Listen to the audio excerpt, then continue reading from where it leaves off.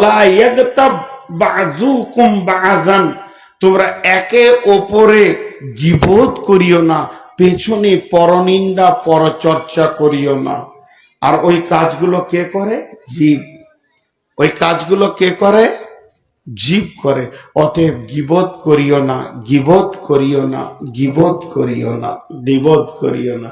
কিন্তু আমাদের গীবত করা খুব গোল করে বসে গেল। আল্লাহর নবী বলছেন, আল গীবাতু আসাদ্দু মিনাজ জিনা, আল গীবাতু আসাদ্দু মিনাজ জিনা, গীবত হলো জেনার থেকেও বড় কঠিন। গীবত কার থেকে কঠিন? জেনা ব্যভিচারের থেকে কঠিন। এই জেনা ব্যভিচারের থেকে গীবত হলো কঠিন। তাহলে কেন কঠিন? জেনা কাকে বলে, তার ডেফিনেশন কি? জেনার ডেফিনেশন হালকা করে বলবো, ডিপলি বলবো না। যে মেয়েটা আমার জন্য হারাম, যার সঙ্গে আমার বৈবাহিক সম্পর্ক নাই, যাকে আমি মহারানা দিইনি। মেয়েদের জন্য যে পুরুষটা হারাম, যাকে সে বৈবাহিক সম্পর্কে আবদ্ধ করেনি, এই রকম একটা পুরুষ, এই রকম একটা নারী, দুইজন কোন নির্জন জায়গাকে বেছে নেবে। নারীর শরীরে কাপড় থাকবে না, কত বড় বেহায়া বেপনামো। পুরুষের শরীরেও কাপড় থাকবে না, কত বড় বেহায়া বেপনামো। দুইজন দুইজনের অঙ্গকে দেখবে, তারপরে তারা স্বামী স্ত্রীর মতো অবৈধ সম্পর্কে লিপ্ত হয়ে যাবে। স্বামী স্ত্রী বৈধ সম্পর্কে, এরা অবৈধ সম্পর্কে লিপ্ত হবে। এত বড় নোংরা কাজ। আর কাজটা যখন সমাপ্তি হয়ে যাবে, দুইজনের জন্য গোসল ফরজ হয়ে যাবে, নচেত এরা পাক হবে না। তাহলে কাজটা কত নোংরা কাজ, কত ডিপ কাজ, কত গভীর কাজ। কিন্তু গীবত করতে গেলে কাপড় খোলা লাগবে না। মেয়েটা যদি বোরখাও পরে থাকে, তারপরও গীবত করা যাবে। ছেলেটা ফুল পোশাকে আছে, কোন রকম কাপড় তাদের সরল না, বেহায়া বেপনামো হলো না, তারপরও তাদের গোসল ফরজ হবে না। গীবত এমন একটা জেনা এমন একটা জায়গায় করে, লুকিয়ে চুপিয়ে করে। গীবত সমাজের ভিতরে করা যাবে, চায়ের দোকানে গীবত, মসজিদের কাতারে নামাজ পড়ার পর বসে বসে গীবত চলবে। তারপরও বিশ্বনবী বলছেন, এই গীবতটা এত শক্ত গুনাহ, যেটা আপনার কিনা জেনার থেকেও বড়।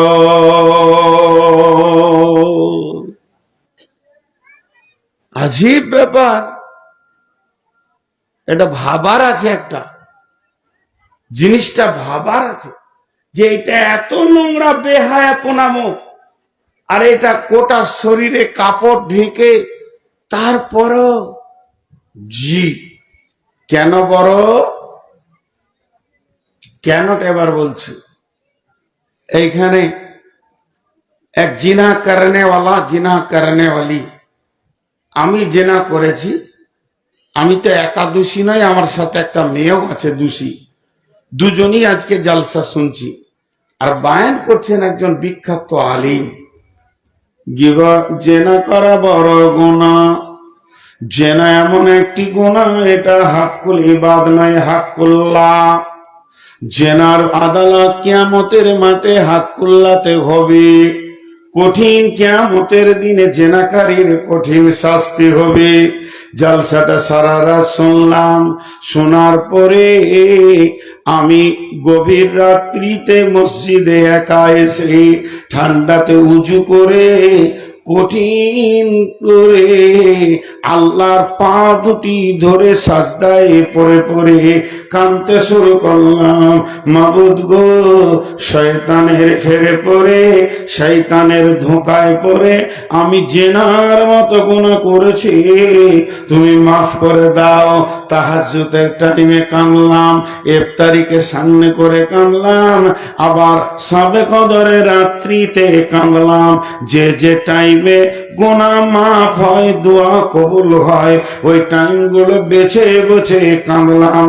পৃথিবীর কেউ বলতে পারবে না যে ওর গুনাহ মাফ হবে না, অবশ্যই মাফ হয়ে যেতে পারে, কারণ আমার আল্লাহ এখনো তওবার দরজা খুলে রেখে দিয়েছেন।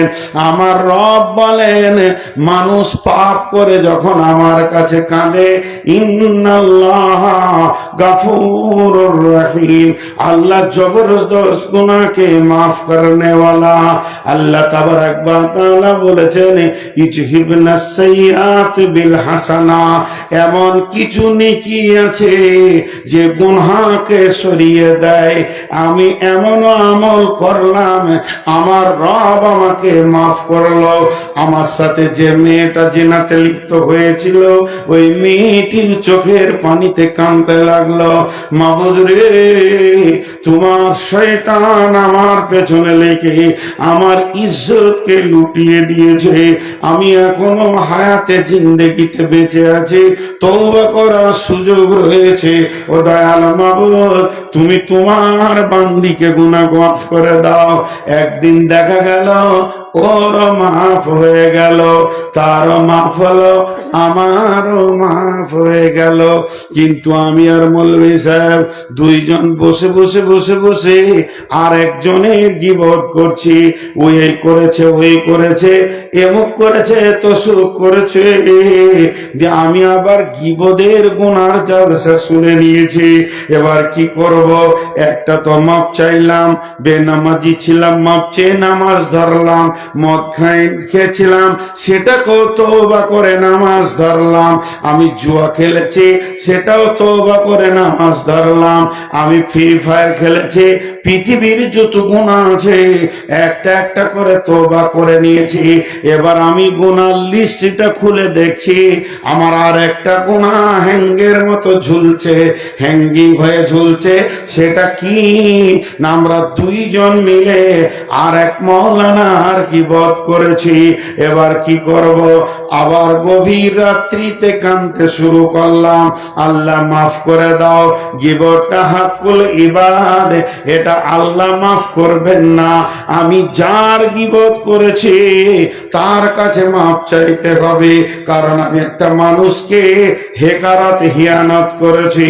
দেখা গেল ওই মওলানাকে সুযোগে পেয়ে গেলাম, হাতটা জড়িয়ে ধরে বললাম, বন্ধু ভাই, আমি শয়তানের ফেরে থাকতে পারিনি, আপনি যে অন্যায়টা করেছিলেন, অমুক মসজিদে থাকতে থাকতে একটা দুর্ঘটনা ঘটিয়ে দিয়েছিলেন, সেটা সত্য, কিন্তু আমি গীবত করে ফেলেছি, আমিও তো গুনাহগার হয়ে গেছি, আপনি আমাকে মাফ করে দেন। বলল, ভাই, তুমি যখন হাত ধরেছো, আমাকেও তো আল্লাহর কাছে মাফ নিতে হবে। মানুষ মানুষকে মাফ করলে আল্লাহ তাকে মাফ করেন, বিধায় আমি তোমাকে মাফ করে দিলাম। আমি জানে আশ্বস্ত পেলাম যে আমার গীবতের গুনাহটা মাফ হয়ে গেল। কিন্তু না, লাও, আবার নাটা কেন বলছি? কিন্তু না, নাটা কেন বলছি? মাপ হবে। আমি গীবত করেছি, তার মাপটা হবে। আমি তার কাছে মাপ চেয়েছি, সে মাফ করেছে, মাপ হবে। কিন্তু আমি একা তো করিনি। আমি বলেছি 5 জনকে, তারা বলেছে 25 জনকে, তারা বলেছে 100 জনকে। এই করতে করতে গোটা ধুলিয়ান, গোটা শামশেরগঞ্জ থানা, গোটা এলাকা প্রচার হলো। ও আমার বন্ধু, এতগুলো এজেন্ট যে ছেড়ে দিলাম, তাদের মুক্ত আর বন্ধ নাই, সমস্ত গুণগুলি আমার আমল নামাতে জমা হবে। এর জন্য বিশ্ব নবী বলেছেন যে জেনার থেকে বড় কঠিন হচ্ছে গীবাত, আল গীবাতু আসাদ্দু মিনাজ জিনা। এটা একটা কঠিন জিনিস। অতএব জবান এমন একটা জিনিস যা কন্ট্রোল করা খুব ফরজ। জবান যদি বেকন্ট্রোল হয়, গোটা বডি বেকন্ট্রোল হবে। কোরআন বলেছে জবান কন্ট্রোল, বডি কন্ট্রোল। তাহলে জীব গোটা বডিকে পরিচালনা করছে। জবান বেকন্ট্রোল তো হাত পা সব বেকন্ট্রোল, আর জবান কন্ট্রোল তো সব কন্ট্রোল। এগুলোকে একটু খেয়ালের ভিতরে রাখতে হবে। কোথায় বলেছেন? আল্লাহ কোরআনে বলেছেন। আয়াতটা পড়েছি কিন্তু এটা একটু আগেই। এরপর আল্লাহ কি বলছেন? আইয়ুহিব্বু আইয়াকুলা লাহমা আকিহি মাইতান ফাকারিহতুমুহু। হে পৃথিবীবাসী, তুমি কি এটা পছন্দ করো তোমার মৃত ভাইয়ের মাংস খাওয়াকে? কত নীচ কথা বলছেন আল্লাহ। সবাই একটা মৃত ব্যক্তিকে ধারণায় নিয়ে আসি। আপনার বাড়ির পাশে যেটা মরেছে, এটা আমি বোঝানোর জন্য বলছি। তার চেহারাটা, তার বডিটা মাথায় নিয়ে আসেন, ছবিটা। এবার বলেন, ওই মৃত ব্যক্তির শরীরে যদি সামান্য মাংসকে কেটে নিয়ে ছোট ছোট কুচি কুচি করে একটা প্লেটে দিয়ে নুন দিয়ে যদি আপনাকে কাঁটা চামচ দেওয়া হয় যে খেয়ে নেন, খেতে পারবেন কি? বলেন না। আল্লাহ তাবারাক ওয়া তাআলা বলছেন ফাকারিহতুমুহু, এটাকে তোমরা অনরুচ মনে করবে, এটাকে তোমরা ঘৃণিত মনে করবে। অতএব গীবত হলো মরা ভাইয়ের মাংস খাওয়ার মতো। কি হলো? উঠছে কেন? আজীব ব্যাপার, এত তাড়াতাড়ি উঠছে।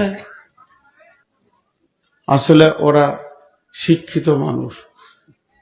জালসা, এই খালি নামটা ভুলে গেছি, লক্ষ্মীপুর না লক্ষ্মীনগর, এখানে সব নগর, গাজীনগর, মহাদেবনগর, লক্ষ্মীনগর। হ্যাঁ, আর শিলিগুড়ি যাবেন তো সব গুড়ি, শিলিগুড়ি, ময়নাগুড়ি, ধূপগুড়ি, ভেড়াগুড়ি, জলপাইগুড়ি। আর এখানে দিনাজপুর যাবেন তো সব কুড়ি, বাস কুড়ি, ধামান কুড়ি, সামান কুড়ি, ভরান কুড়ি। আর 24 পরগনা যাবেন তো খালি, বক খালি, তুষ খালি, সোনা খালি, চনা খালি। এখানে সব নগর। তো এই লক্ষ্মীনগর আজকে জালসা কমিটি জালসার আয়োজন করেছে ডিসেম্বর মাসের ক তারিখে? 26 তারিখ। কিন্তু 27 তারিখ ওরা বায়ান শুনবে না। ঠিক বুদ্ধিমান লোক আছে। 27 তারিখে বায়ান শুনবো না, ডেট ক্রস, চেয়ার ছেড়ে চলে গেল। আমি একটা গাধা বক্তা বলি বসে আছি। আমার মতো বিলিতি গাধা আর দুনিয়াতে নাই। জি হ্যাঁ। তো চলেন, আমি যে কথাটা আপনাদের সামনে বলছি, তো সব থেকে ঘৃণিত জিনিস হলো গীবত। একটা উদাহরণ দিব আপনাদেরকে, উদাহরণটা মন দিয়ে শুনবেন, খুব মন দিয়ে। ধুলিয়ান হাট, ওই গরুর হাট। তো আপনার গ্রামের একটা ছেলে, ও একটা ভ্যানে বা টোটোতে, টোটো বলে একটা ভাইরাস পৃথিবীতে এসেছে, দেখেছেন আপনারা? আল্লাহু আকবার। করোনার থেকে ডবল ভাইরাস। রাস্তায় কাউকে চলতে দিবে না, হুঁশ জ্ঞান ওদের নাই। সোজা নিয়ে যে গাড়ির সামনে লাগিয়ে দিবে, গাড়ি ব্যাক করবে, সোজা করবে, কে আসছে দেখবে না। মারুতি, ট্রাক, বাস সবাই ওদেরকে ভয় খায়। আর আল্লাহ তাবারাক ওয়া তাআলা টোটো কেনার তৌফিক অখি দেয় যার বিবেকটাকে মেরে দেয়। রাস্তার মাঝে ছাড়া যাবে না, এক সাইডে যেতে হবে। আচ্ছা, আজীব লাগে, গোটা পৃথিবীর টোটোওয়ালা একই মিজাজের, বাংলাদেশেও তাই, ডান দিকে বাঁ দিকে লাগিয়ে দিচ্ছে। তো খুব ধ্যানের সঙ্গে শুনবেন, একটা লোক টোটোতে হোক ভ্যানে হোক এক প্যাকেট আলু নিয়ে যাচ্ছেন বিক্রি করার জন্য। এই উদাহরণটা না শুনলে গীবতের মজাটা পাবেন না। তো ও যে আলু নিয়ে চললো হাটে বিক্রি করবে, তো বস্তাতে একটা ফুটো হয়ে গেছে, টক টক আছে 50 কেজি। এবার ও হাট যেতে যেতে ওটা 20 কেজিতে দাঁড়াবে আর কি, পড়তি আছে। আর পেছনে একজন 5 কেজি সরিষা নিয়ে চললো, সেও হাটে বিক্রি করবে, কিন্তু ওটা চুচু করে পড়ছে সরিষা। ই জানে না যে আমার লিক হয়েছে, বরং আলুওয়ালাকে দেখে খিল খিল করে হাসছে। সাথের বন্ধুটা বলছে গেল সব। হঠাৎ আলুওয়ালাকে কেউ বলেছে তোর ফুটো রে। ও তাড়াতাড়ি করে একটা ডালি নিয়ে কোরাতে শুরু করলো। আলু কটা কোরানো সম্ভব কি সম্ভব না, কিন্তু সর্ষে গীবত কর্নালাদের হালাত ওই। আমি ধরা খেয়েছি একটা মেয়ের সঙ্গে, আর আপনি বসে বসে চায়ের দোকানে মিষ্টি করে করে বলছেন আমি তো আমার গুনার মাপ আল্লাহর কাছে কাঁদতে শুরু করে দিয়েছি, কিন্তু আপনার গুনাহটা যে চু চু চু করে নেকিটা বেরিয়ে গেছে, এ খবর অখে নয়। যেদিন কিয়ামত হবে সেদিন আর এর কোরাবার ক্ষমতা হবে না।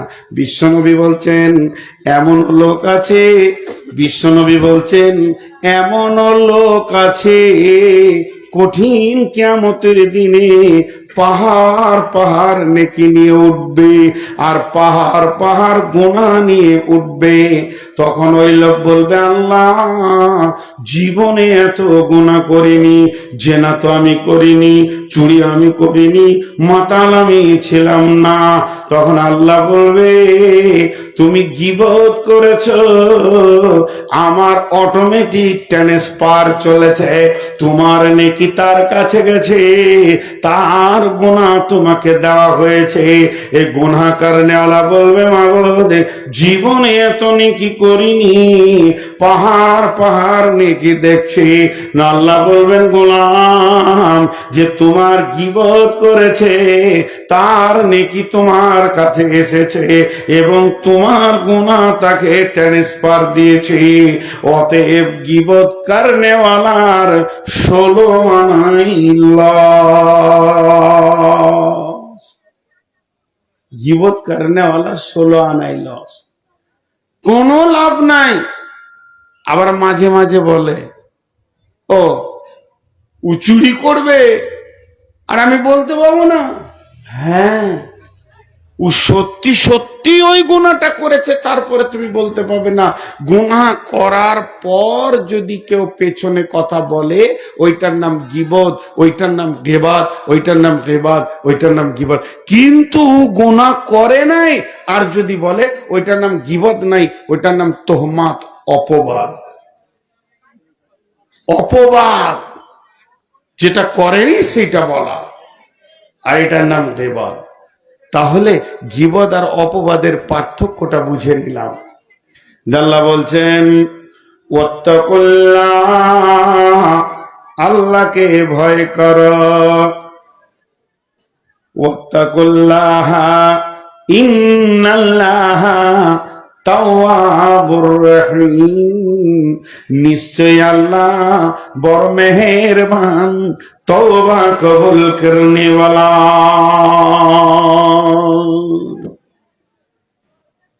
বলেন তো, একটা কথা আপনাদেরকে বলেছি, জীব হচ্ছে গোটা শরীরের সেক্রেটারি।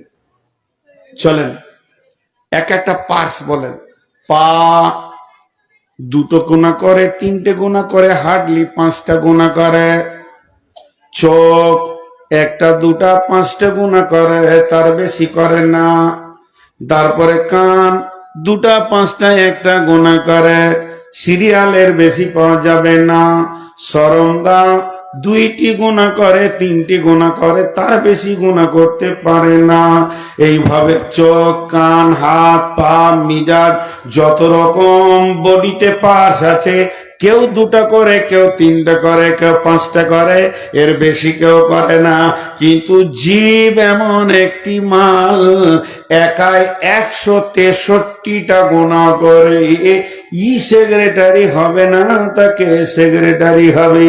তাই আমার আল্লাহ বলছেন, ইয়া আইয়ুহাল্লাযীনা আমানু ইত্তাকুল্লাহ, হে ঈমানদারেরা আল্লাহকে ভয় করো এবং ওয়াকুলু কাওলান সাদীদা, কথা সত্য, নরম, মিষ্টি কথা বলো। প্রথমে বলেছে আল্লাহকে ভয় করো।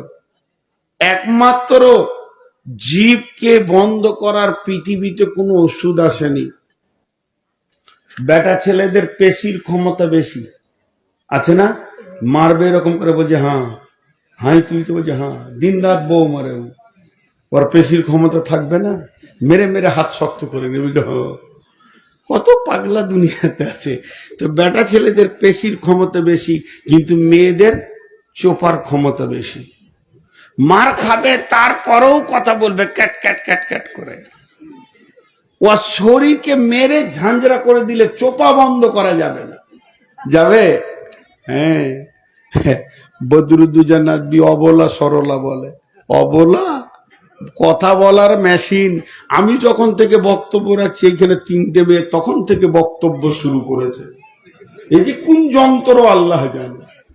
হ্যাঁ, কথা বলার মেশিন পৃথিবীতে এসেছে। তো এদের জবান চলতি থাকে। তো জবান একটা কঠিন জিনিস।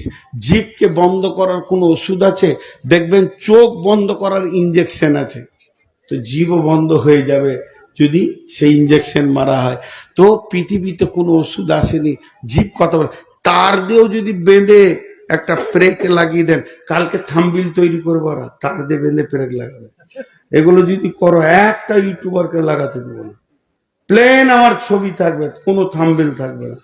যতগুলো ইউটিউবার আছে বলে দিয়েছি, ওই জিভ কথা বলে, পা কথা বলে, যদি এগুলো থাম্বিল করো তো তাকে একদম ক্যামেরা লাগাইতে দিব না। তো জিভকে বন্ধ করার পৃথিবীর কোনো ক্ষমতা নাই। হ্যালো সেক্রেটারি, আমাকে আপনাদের জালসা কমিটি থেকে ফোন করছে। হ্যালো মৌলানা সাহেব, কত দূরে?